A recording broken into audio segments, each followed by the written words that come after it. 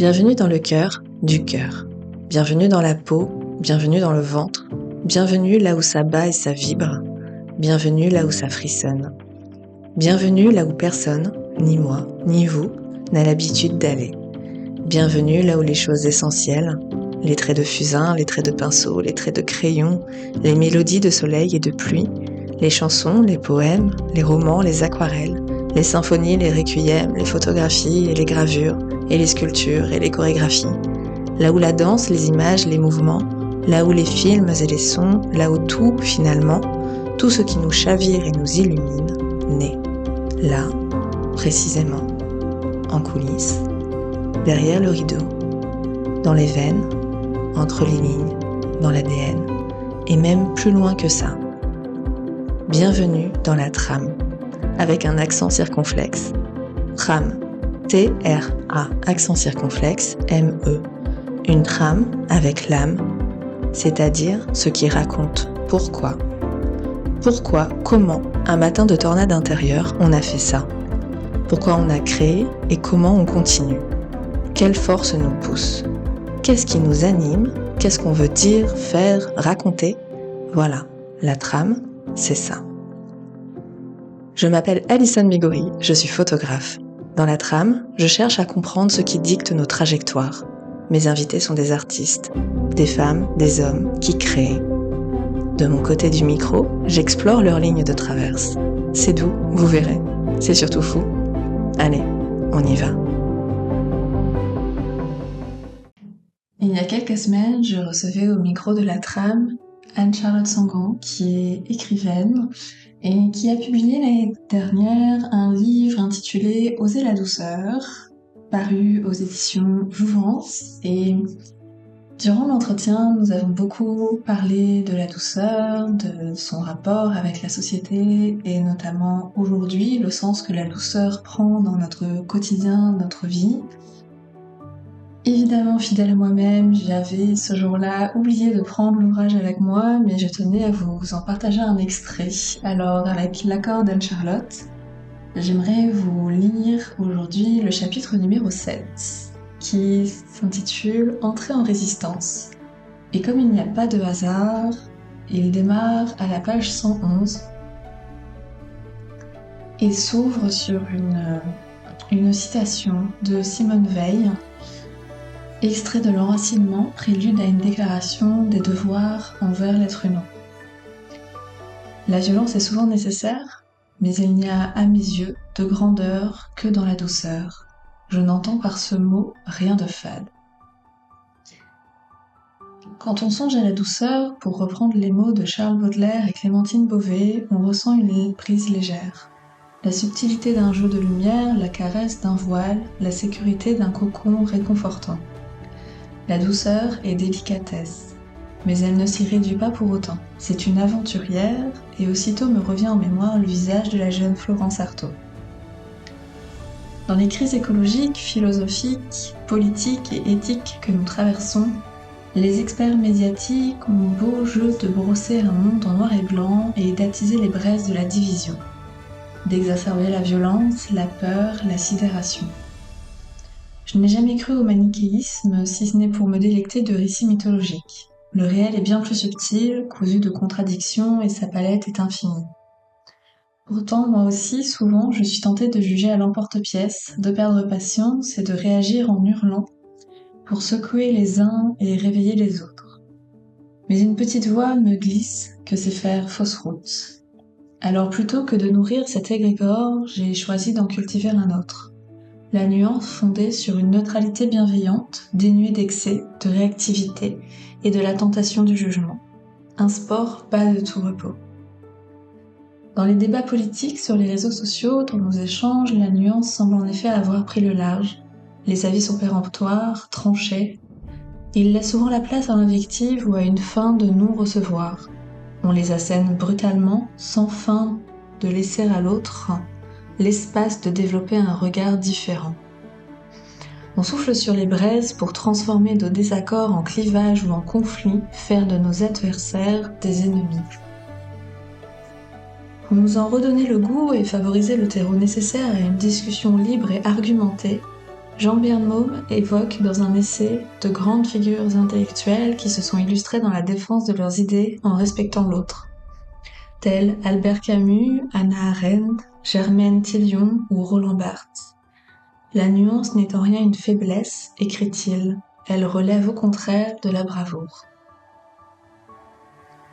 Il en faut pour dépasser l'élan primitif, profondément ancré, qui consiste à trancher dans le vif et reproduire la violence, cette intensité qui procure à ceux qui souffrent ou ont souffert dans l'enfance la sensation d'être vivants. Il faut du courage, de la force et un immense désir de liberté pour se convaincre soi-même qu'accéder à la douceur fait passer nos combats, nos engagements, dans une dimension supérieure, certes moins éclatante et fracassante, mais fondamentalement transformatrice. Plus radicale, peut-être. Pour lutter, tiens-toi à l'écart de cette envie de réagir qui te conduit à la violence. Prends tes distances. Éloigne-toi de la rigidité intellectuelle que l'on croise trop souvent. Ouvre-toi à l'éthique du débat et de la discussion. Puise en toi la puissance, la douceur et l'humanité qui vous élèveront, toi et tes interlocuteurs, à rang égal. Adversaire, vous deviendrez peut-être complice ou partenaire, tout du moins le respect s'instaurera. Ta douceur, quoi qu'il en soit, construira autrement le monde. Pour avancer, réprime l'envie de convaincre absolument. Écoute, débat, ose douter. Adoucis tes échanges avec tes proches dans la rue, sur les réseaux sociaux, chaque fois que tu es en interaction. Choisis la nuance comme lent. Lente mais pas molle, pour autant, la douceur n'empêche pas la colère ni le franc positionnement. Au contraire, l'énergie yin, puissante, développe notre réceptivité et stimule notre créativité, et fait de la colère un véritable carburant. Transformée, la colère donne naissance à l'humour, la fiction, à la littérature, à la musique, à la fantaisie, à l'art sous toutes ses formes qui suscitent la réflexion, l'amour, l'écoute, la bienveillance, le care, et nous permet de tisser des ponts avec les autres. Autant de grains capables d'enrayer les ravages d'un système déjà moribond. Transformée, la colère devient fertile. Transmutée, alchimisée, elle nous rend inventifs. Je n'ignore pas ce que ces mots peuvent avoir de doux rêveurs. Je ne nie pas l'âpreté et la dureté du monde. Je vis ancrée, enracinée dans une société, un territoire, une époque. En tant que femme, je sais les inégalités, la violence, la discrimination, le poids des siècles de domination. Blanche et diplômée, consciente de mes privilèges, je sais combien nos droits sont fragiles, mais je sais aussi que tout est interconnecté. Citoyenne d'une planète dont le climat change inexorablement, mise à mal par la prédation, il m'apparaît fondamental et urgent d'opposer la douceur à la haine pour faire éclore un monde florissant et nourrir des échanges, une communauté humaine fondée sur autre chose que la destruction. La philosophe Aruna Lipschitz le résume en quelques mots. Entrer dans la douceur comme on entre en résistance. La résistance en France suscite des images de guerre, de maquis, de bombes, de ponts qui sautent, de trains qui déraillent. Elle a pourtant été menée aussi par des héros très discrets qui transmettaient les informations, portaient des valises, contrefaisaient des papiers, abritaient des personnes vulnérables pour les soustraire à l'oppresseur. L'histoire donne de nombreux autres exemples de résistance restée à l'écart de la violence. Inspirés par Thoreau, les tenants de la désobéissance civile, Gandhi en Inde, Martin Luther King aux États-Unis, Nelson Mandela en Afrique du Sud, ont combattu sans faire couler de sang. La douceur est l'arme des démunis. Elle permet à ceux qu'elle unit de tenir sur le long terme. Humble tel le roseau, elle ploie sans jamais céder. C'est une stratégie. À toute douceur, on peut opposer de la violence, et c'est facile. Mais on peut aussi, à toute violence, opposer une douceur insistante, collective, très têtue, propose Sophie Fontanelle. Pour illustrer ses propos, il me faut convier l'actrice Judith Godrèche. La manière dont elle a dénoncé les abus dont elle a été victime et le déni de réalité de la grande famille du cinéma, ainsi que de la société française dans presque son ensemble est remarquable. Sa force, son sourire, son calme, la façon dont elle se met au service pour une cause qui la dépasse, qui dépasse sa seule personne et sa seule histoire, force l'admiration. On ne peut que s'incliner devant sa douceur qui abrite tant de courage et de détermination. En soulevant un véritable raz-de-marée, Judith Godrèche incarne merveilleusement sa puissance et démontre qu'elle n'empêche ni l'action, ni l'énergie, ni le feu créatif. En revanche, elle nous oblige. Elle exige qu'on regarde avec clarté ses valeurs et qu'on les serve. Marc Aurèle disait la douceur invincible. Cette idée trace un chemin profond en moi. Je le répète, la douceur n'empêche pas la colère. Elle n'empêche pas de nous mobiliser pour les causes qui nous semblent justes, pour la médecine publique et de proximité, pour les soignants et leur écoute, pour l'éducation nationale et l'enseignement supérieur, pour un réseau de transport public fiable au service des usagers, pour le service public dans son ensemble, pour la protection de l'enfance et la fin des dominations toxiques. La liste est longue. La douceur n'empêche pas la colère, elle est un engagement. Quand toutes les façons douces de faire, humour, tribune, livret, tracts, manifestations, pétitions, etc., ont été épuisées, la douceur nous conduit vers la désobéissance civile. Pour protéger le vivant, les ressources naturelles et le bien commun, la voie de l'action non violente s'impose de plus en plus souvent. L'arboriste grimpeur Thomas Braille, fondateur du GNSA, Groupe National de Surveillance des Arbres, et du mouvement des écureuils qui se perchent au sommet des arbres menacés d'abattage pour stopper les machines, en a livré une démonstration éclatante à partir du mois de septembre 2023, en entamant une grève de la faim avec un collectif d'autres grimpeurs pour protester contre le projet d'autoroute A69 reliant Castres à Toulouse.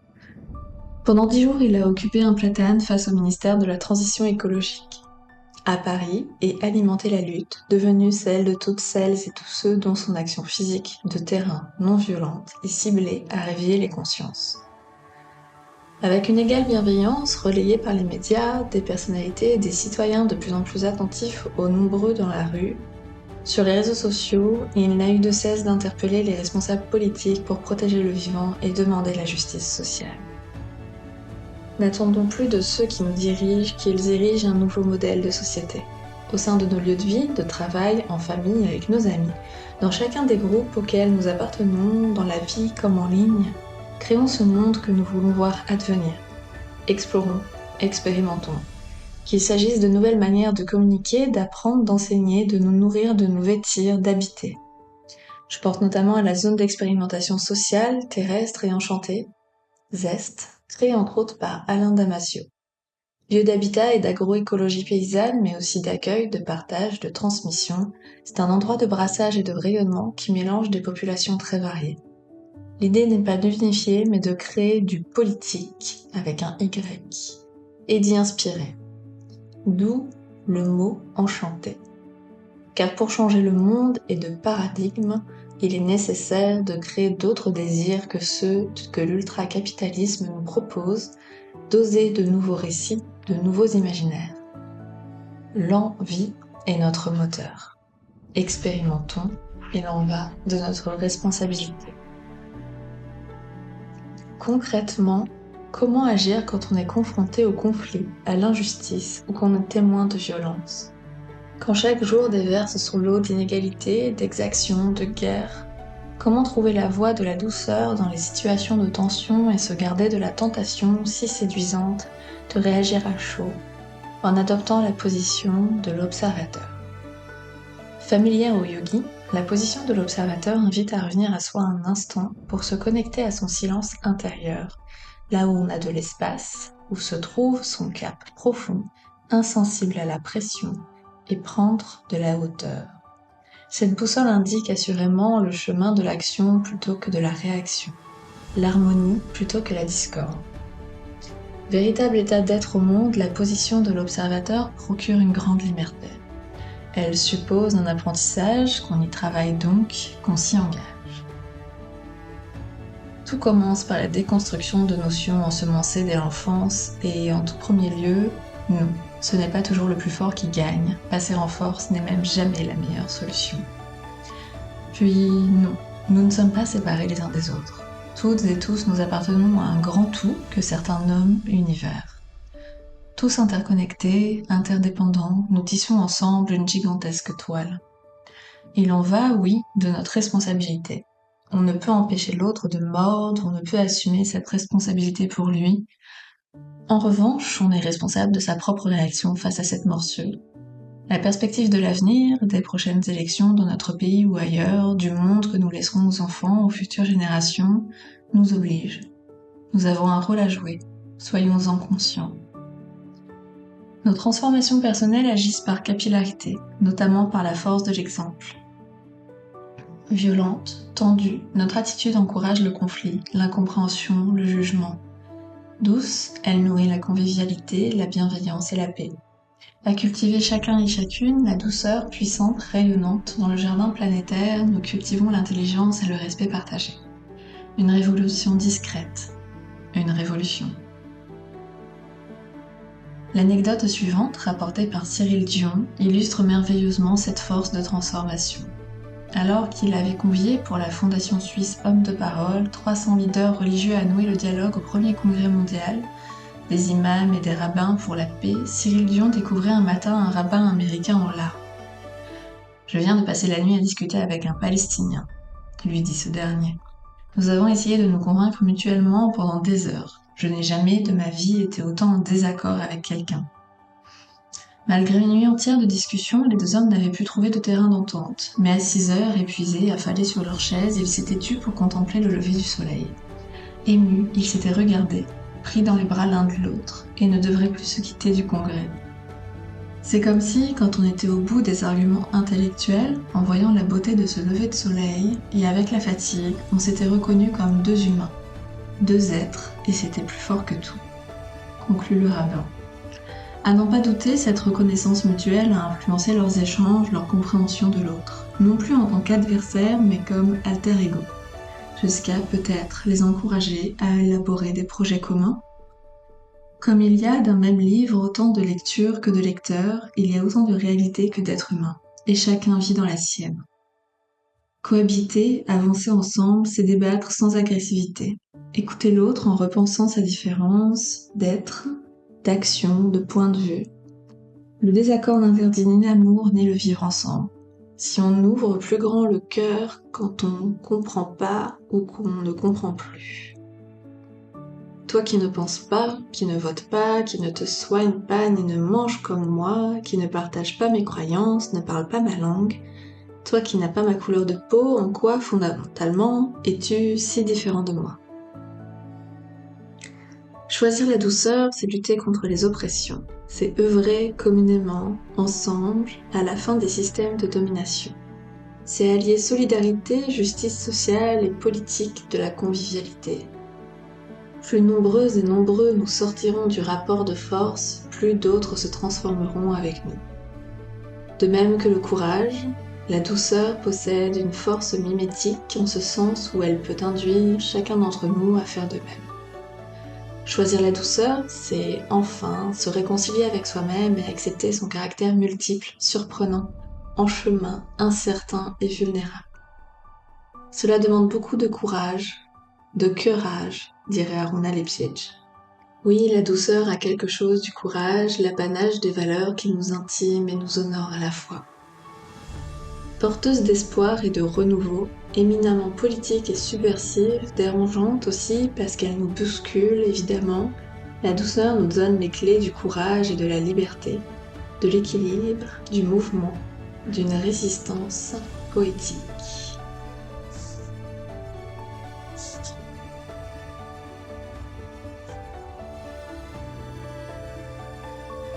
Je ne vous ai pas dit, mais il y a un mot que j'adore, c'est épanadiplose.